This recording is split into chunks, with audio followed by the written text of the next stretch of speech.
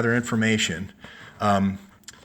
Catherine Bolkovac was a police officer with Dyncorp in Kosovo, and she made a lot of allegations about a lot of the older officers that were training the police force there were taking very young girlfriends, 13 years old, 14 years old. They were encouraged to sell them and get a new one, sell them, get a new one, to create almost a sex traffic.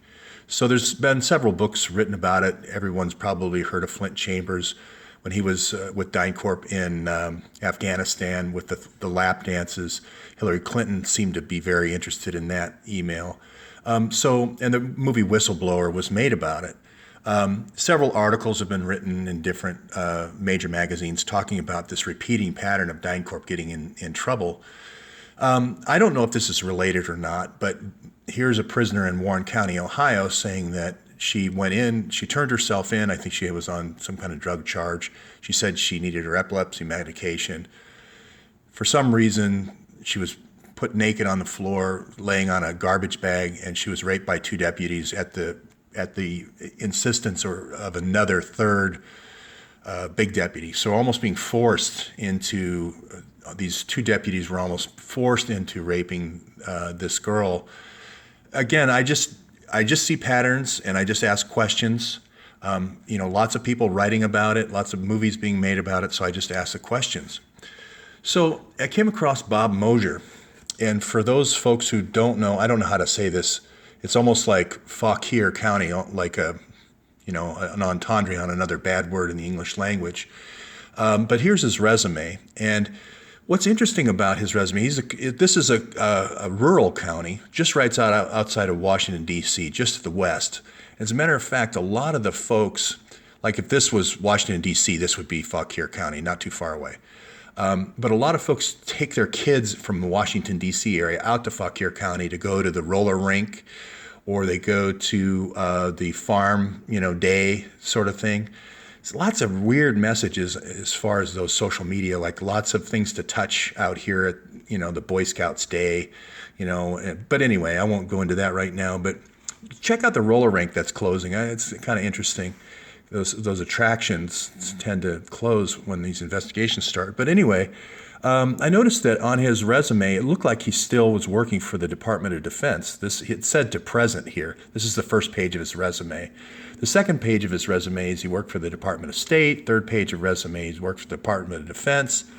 This is the fourth page of the resume, and he worked for the International Justice Mission, where they saved children, which is all well and good. And then he was a law enforcement technical advisor from we'll pick up the dates here, July 2001 to October 2007. Then there's an interesting insertion in this gap because he also was a station manager in Zvornik, Bosnia, from October 1996 to October 1997. So there's an interesting gap of October 1997 to July 2001, and I'm just wondering what he did in these 4 years. Well, it's an interesting thing. It says he was the Culpeper County Sheriff during that time, but he lists it from 1998 to 2015. So is he the Culpeper County Sheriff up until he ran for office for the? It looked like has been Culpeper County Sheriff since 1996 while he was overseas, which is interesting because Culpeper County is in Virginia. Now maybe it's a Lend-Lease program where they come and go. But here is Bosnia-Herzegovina right here. Serbia's right across the line, if you can see that. Croatia's right here. Slovenia, where Trump's wife is from, is right here. You can see this was all one thing, Yugoslavia, Montenegro here, and it was all broken up, Macedonia broken up, and so forth.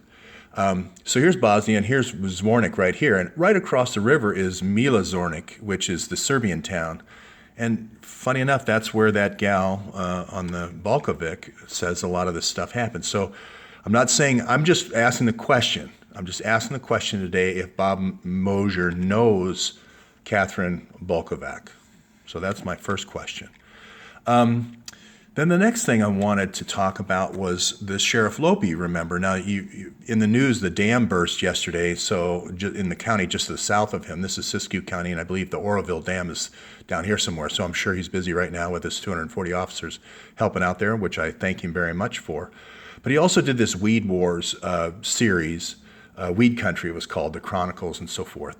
And he was an ex-Dyncorp employee, which is fine. That's great, you know. But he does have this habit of doing these very militaristic raids. And I just wondered if Sheriff Lopi here knows Bob Mosier. So that's my question for today. I'll research those more. But that's all I'm going to put out there for right now. I'm in discussions to follow up on another story. Glenn Beck went down to Haiti to learn about sex trafficking, and he went down with a company called, or a third-party NGO called Operation Railroad. Turns out it's a bunch of Navy SEALs. This guy he leads them, Tim Ballard here.